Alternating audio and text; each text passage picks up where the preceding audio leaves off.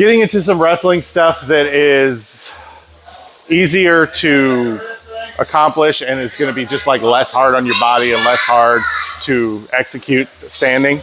So the ideas here are going to be, we're going to wrestle a little more defensively, and we're going to depend a lot more on upper body ties and just some hand fighting strategies.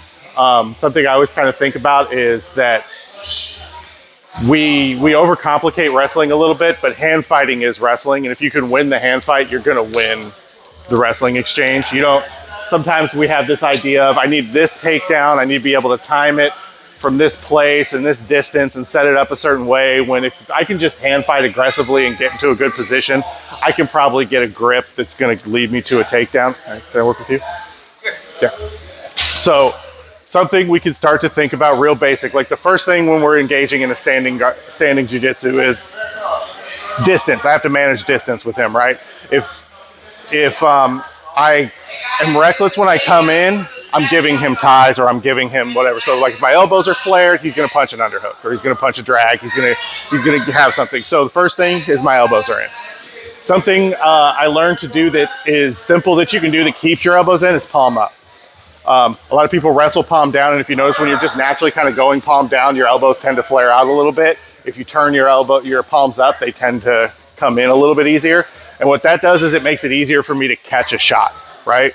So in jiu-jitsu, I'm gonna stand a little bit more upright. Like when you talk about wrestling, like they talk about stance, motion, penetration, shot, level change, right? So they're gonna start from a stance that's right here. The problem with that in jiu-jitsu is if I start to come in, he's gonna grab my head, and he's probably gonna guillotine me, or he's gonna grab a kimura and he's gonna counter me, and I'm just giving him something. So when I'm wrestling in jiu-jitsu, I'm gonna be a little more upright, right? I want my head a little bit more safe. I'm taking a little bit of a bend, but I'm not that worried, because if he shoots on my legs and my hands are here and he tries to take a shot, it's not that hard to catch and just punch an underhook and then drive him forward, right? So something we can just start to think about is hands kind of down a little bit, elbows in. So when I start to approach, I bait more than anything when I'm wrestling. I wrestle defensively. I want him to do something, and then I'm going to react. So I'll come in, he'll start to engage. He's going to try to grab my wrist. So like, here's a great one. He starts to drag me. I'm just going to grab his elbow, and I'm going to punch this far side underhook. I'm just meeting my shoulder to his. Most people are bad at drags because everybody's seen this in jiu-jitsu, right? He goes to drag me, and we do this. And nobody gets on anybody's back, and it looks like we're doing the do-si-do, right? So we'll start with the drag, real simple drag, right? We're here, he comes in, he starts to drag me. I'm just gonna do a re-drag. So I hook, right? As this happens and I start to pull, instead of chasing around the corner, I'm gonna step the same leg that's on the same side in front of him, and I'm gonna pull him over that leg and cut that corner.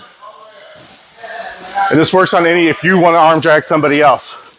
When you go to arm drag him, instead of stepping out here, step inside. It's going to shorten the distance that you're going, and it's going to cause a stumble.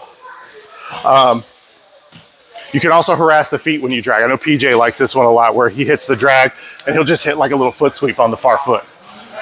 As long as you can block his legs when you drag him, it's going to cause that kind of motion, and that's going to let you chase the far hip.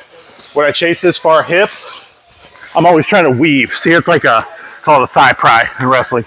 You reach in to the inside of his thigh. Now if he wants to turn and face me, I can just drive him down because I've got my hips over his hips. Hip height, head height. That's like the race in wrestling, right? Whoever's head's higher and hips are higher is probably going to end up on top. So we'll start with that drag. Both. Do a re-drag and a regular drag. So first one, he starts to drag me. I grab, step, pull, counter. We're right here. And then just set up a regular drag, like you're here, here. Maybe he reaches, and when he reaches, we'll do like wax on, wax off type of move, right? I don't even need to get his wrist. He just reaches, and I'm there.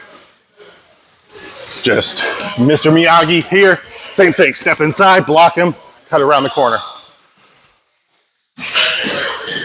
We'll go 3 there. Other one, you're trying to close distance, he posts on the shoulder. He posts, slap drag. Okay, there's 3 arm drags, start working those, I'll come around. 1, 2.